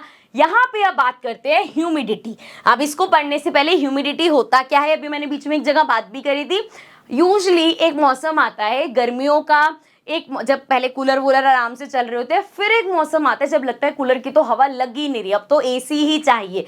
सो तब हम बोलते हैं भाई बहुत ह्यूमिडिटी हो रही है। ह्यूमिडिटी का मतलब क्या है कि और अच्छे वर्ड में, अगर ह्यूमिडिटी वर्ड नहीं तो आपने ये तो जरूर सुना होगा, यार मौसम बड़ा चिपचिप सा हो रहा है। चिपचिप सा मौसम क्या होता है कि एयर में बहुत सारे वाटर वेपर्स प्रेजेंट हैं। तो अब एयर में अगर ऑलरेडी बहुत सारे वाटर वेपर्स प्रेजेंट है तो अगेन इवेपोरेशन कम होगा इस बार। अगर देखो पहले वाटर वेपर्स नहीं है तो बनते जा रहे हैं, वाटर वेपर्स बनते जा रहे हैं, अब ऑलरेडी वाटर वेपर्स अगर इतने ज्यादा हैं तो इवेपोरेशन कम होता है। सो दैट मीन्स अगर ह्यूमिडिटी ज्यादा है तो रेट ऑफ इवेपोरेशन डिक्रीज होता है। So the increase in humidity will decrease the rate of evaporation. For example, drying your wet clothes on a hot humid day takes a lot of time to dry than on a hot dry day. अब अगर कोई गर्म दिन है, dry day है, उस दिन अगर आप कपड़े सूखने डालते हो तो बहुत जल्दी हो जाएंगे, लेकिन अगर ह्यूमिडिटी वाला दिन है तो आपको ऐसा लगेगा कपड़े चाहे वो सूख गए हैं लेकिन हाथ लगा के लगेगा ठंडे ठंडे से लग रहे हैं कपड़े, ऐसा लग रहा है सूखे नहीं है ना, ड्राई नहीं हुई अच्छे से। So that is the difference. Humidity अगर बढ़ेगी तो इवेपोरेशन कम होगा। ठीक है, चलो आगे देखते हैं। सो नेक्स्ट है how does evaporation cause cooling. अब इवेपोरेशन से कूलिंग कैसे होता है, पहले तो मैं इसका एग्जांपल देती हूँ वरना आप सोचोगे यार इवेपोरेशन से कूलिंग होता है कहाँ है। देखो अगर मैं पानी का एग्जांपल दूंगी, हमें पता है पानी कुछ टाइम बाद उड़ जाता है लेकिन उसमें टाइम लगता है। लेकिन अगर मैं परफ्यूम की बात करूं, अगर हम परफ्यूम हाथ पे स्प्रे करें तो वो फटाफट उड़ जाता है। अब क्या हुआ, जैसे ही परफ्यूम आपने स्प्रे किया आपके हाथ पे आया, मिनट में वहां पे इवेपोरेशन होके उड़ गया। तो आपको फील होता है कि हम परफ्यूम डालते हैं तो वो ठंडा ठंडा लगता है, या मूव स्प्रे, वॉलिनी स्प्रे वगैरह होते हैं वो स्प्रे करते हैं तो ठंडा ठंडा लगता है, या सिंपल नेल पेंट का जो रिमूवर होता है अगर आपने देखो वो एसीटोन अगर हाथ पे गिर जाए तो वो फटाफट इवेपोरेट हो जाता है और एक ठंडा सा इफेक्ट छोड़ जाता है। अब ये सभी चीजें जैसे ही इवेपोरेट हो रही है पीछे से ठंडा इफेक्ट क्यों छोड़ के जा रही है, क्यों कूलिंग कॉज हो रही है, वो हम पढ़ते हैं। पहले इसमें रीड करेंगे देन मैं आपको समझाऊंगी। Evaporation cause cooling because it requires heat energy. किसको, इवेपोरेशन को। अभी हमने जब लेटेंट हीट पढ़ा तो हमने पढ़ा कि जब सॉलिड को लिक्विड में कन्वर्ट होना था तो उसको एक एनर्जी चाहिए था जिसमें वो लेटेंट हीट की उसने हीट एनर्जी यूज कर ली। सिमिलरली जब लिक्विड को गैस में कन्वर्ट होना था उसको भी एनर्जी, हीट एनर्जी यूज की। जब टेम्परेचर नहीं बढ़ा रहा था तो उस लेटेंट हीट की एनर्जी को यूज, मतलब हीट एनर्जी को यूज करके कन्वर्जन कर रहा था। तो यहाँ पे भी जब इवेपोरेशन होगा मतलब आपका लिक्विड कन्वर्ट हो रहा है गैस में, तो जब ये इवेपोरेशन का प्रोसेस होगा उसको हीट एनर्जी चाहिए। अब वो हीट एनर्जी कहाँ से लेगा, ये जब हमने यहाँ पे आप नीचे से हीट प्रोवाइड करो तब तो उसको हीट एनर्जी वहां से मिल रही है, लेकिन इवेपोरेशन नेचुरल प्रोसेस है। अब हमने एसीटोन में यहाँ ये थोड़ी कि नीचे गैस के ऊपर हाथ लगा ले तब वो जाके उड़ा है, वो तो नेचुरली उड़ रहा है, लेकिन हीट एनर्जी फिर वो कहाँ से ले रहा है। So heat energy is taken away by the particles of a liquid when they convert to vapor। अब वो हीट एनर्जी कहाँ से ली गई, जैसे इस सरफेस पे उड़ रहा है, सो यहाँ जो पार्टिकल्स है लिक्विड के उसकी हीट एनर्जी ले ली। अब अगर इधर हीट एनर्जी चली गई तो मुझे ठंडा ठंडा ही तो फील होगा। हमारी बॉडी में अगर जैसे बॉडी की एक हीट होती है तो वो हीट एनर्जी यहाँ पे है इसलिए वार्मथ फील होती है। अब जैसे ही वो हीट एनर्जी को एकदम से छीन लेगा तो पीछे से ठंडा ठंडा ही तो लगेगा, तो वही यहाँ पे होता है, जब इवापोरेशन का प्रोसेस होता है, लिक्विड अपने आप को गैस में या वेपर्स में कन्वर्ट कर रहा है, उसको हीट एनर्जी चाहिए। अब वो हीट एनर्जी कहाँ से ले रहा है, जिस सरफेस पे वो है वहां से ले रहा है। अब जब उस सरफेस से वो हीट एनर्जी लेगा तो वो सरफेस पे कूलिंग इफेक्ट छोड़ के जाएगा। ठीक है, समझ आया इसका लॉजिक। आगे देखो, as heat is taken away from the surrounding for evaporation it cause cooling. अब जैसे ही सराउंडिंग से आपने हीट एनर्जी ले ली तो वहां पे कूलिंग इफेक्ट फील हुआ हमें। ठीक है, नाउ आगे एग्जांपल्स देख लेते हैं। फर्स्ट तो मैंने आपको बता ही दिया, our palms feel cool when we put some acetone that is nail paint remover on it. होता क्या है, जैसे ही आपने एसीटोन डाला वो इवापोरेट हो जाता है और पीछे से वो कूलिंग इफेक्ट छोड़ जाता है।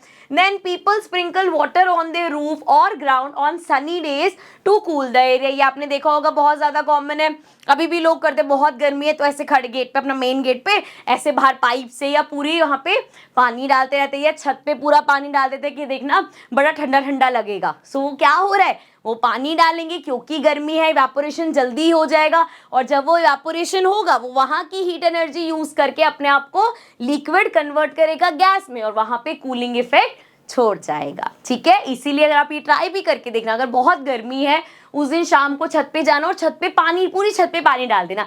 थोड़ी देर बाद जैसे जैसे वो पानी इवापोरेट हो रहा होगा ना, आपको बड़ा ठंडा ठंडा सा फील होगा छत पे। ये मैंने खुद करके देखा हो, इसलिए मैं आपको बोल रही हूँ, आप करके देख सकते हो। ठीक है, सो ये हो गए हमारे एग्जाम्पल्स।